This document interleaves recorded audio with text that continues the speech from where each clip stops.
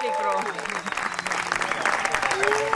got about 418 people out here who've been anxiously waiting to learn about your work, about Leonardo da Vinci. And so thank you for being with us virtually all the way from New Mexico in the USA. My pleasure. So, hello New Mexico, Sorin Repanovici speaking. Michael, Hi, Sorin. how is the weather there? It's beautiful. It's fantastic. How about over there? We survived after almost 40 degrees. How is there? Celsius. Celsius first. How is there in New Mexico? I know it's hot in Romania. You still online with us?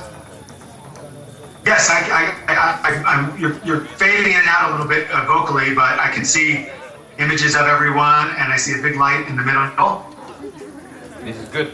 I see somebody waving over there. Hello. Can you imagine that 480 people listen to your DVD? We all now know how to think like Leonardo da Vinci. So my name is Alexandru. I'm a writer in Romania. So let me ask you some questions. Are you sure that every one of us could become Leonardo da Vinci in the very near future? All of us. Well, that is the idea, that every single person, every one of us is born with the potential to think like all of the greatest geniuses who ever lived. And I chose Leonardo, he's my favorite. When I was a child, I had two heroes. One was Superman, and the other was Leonardo da Vinci. But I found out that Superman was only a comic book character. But the good news is Leonardo was real. And the more I learned about him, the more amazing he seemed to be. It is a pity that Leonardo has missed his century. He should have been born maybe 300-400 years later, shouldn't he? Well, he lives, the great thing about Leonardo is he represents all of the human potential that we are born with. And by studying Leonardo's life and his work, and especially by studying the principles for thinking like Leonardo, we can all develop our ability to be more creative, to learn faster, and to live a happier life. It was very interesting what you did, to take the 6 parameters. Arte scienza is very typical for Leonardo da Vinci, and that it doesn't happen to everybody. Well, you're right. This is, unfortunately, many of us just develop one or the other of those two modalities. Known to use the intuition and our creative mind, and to connect those two parts of the mind. And as you suggested, Leonardo da Vinci is probably the greatest role model in all of human history for achieving that balance. Michael, think about this wonderful world we live in. We are here on a very small island in the middle of the Danube. We have a big screen, you are on a big screen, and 480 people, young people are looking at you. They are all waving to you.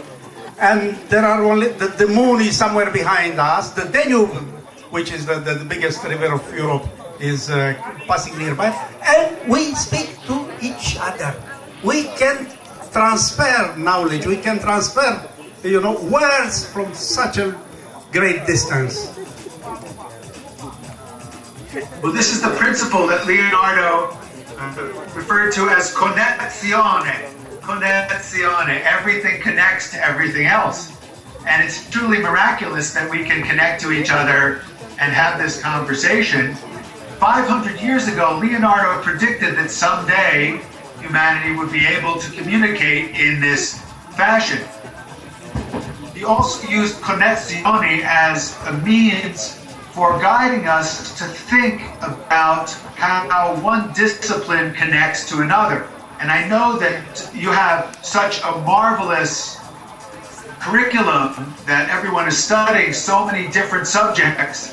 And what Leonardo encourages is that we explore, we learn in as many different areas as we can, and not just intellectual, but also artistic, musical, and the physical side. I see that your curriculum has a wonderful mind and body program, including study of Qigong, which is something that I'm very passionate about studying and teaching myself. So it seems that everyone is getting together and learning how to become a Renaissance man or woman, just like Leonardo da Vinci. Let me just give you an example about comunicazione during Leonardo time. It seems that the Vatican had sent a priest to China to just search if it is possible to put the Christianity over there. Our man was there. He tackled the people around.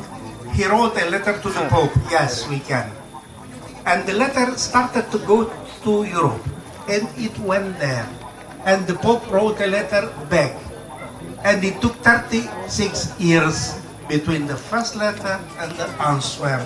That was Leonardo's time, comunicazione. There was not the same Pope, there was not the same emperor in China. Things have changed. It was during Leonardo da Vinci's time. It's one wonderful example. I always give it to my students.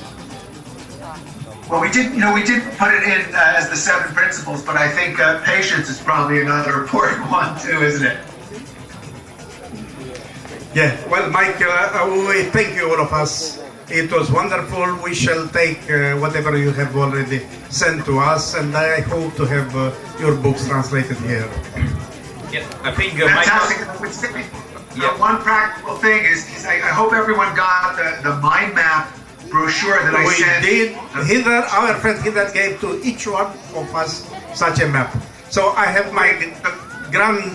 what I hope everyone will do is make a mind map of everything you're learning in this wonderful adventure so that you can think more like Leonardo da Vinci. Yes, thank you. Thank you, sir. It was quite a pleasure. Yeah, before Mike. It's the middle of the night here in Romania. You are still behind, but you're going far. Thank you, man. Thank you, Michael. Thank you so much.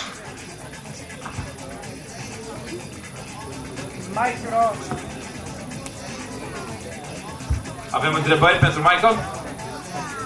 Avem întrebări din public? Vrea cineva să întrebe? Vrei? Michael? Yes. Okay, we have additional question for you.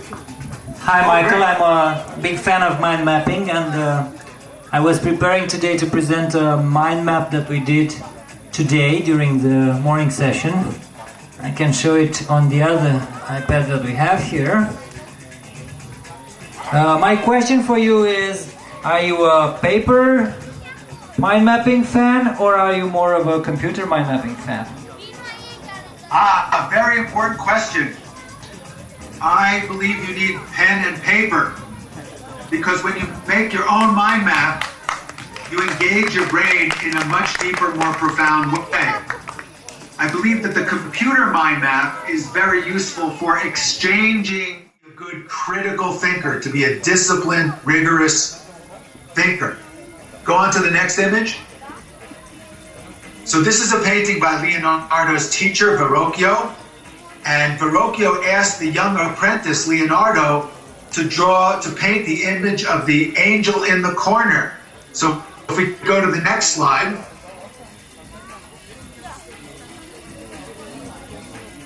Next slide is a close-up, that's it. And the long curly hair was the one drawn by Leonardo. And his teacher came back and saw it. It was so beautiful, he couldn't paint anymore. He turned over the painting department to the young Leonardo. But if you look carefully at these angels, the angel by Verrocchio looks a little bit bored, like, oh no, just another day in the office. Whereas Leonardo's angel looks like this is a miracle.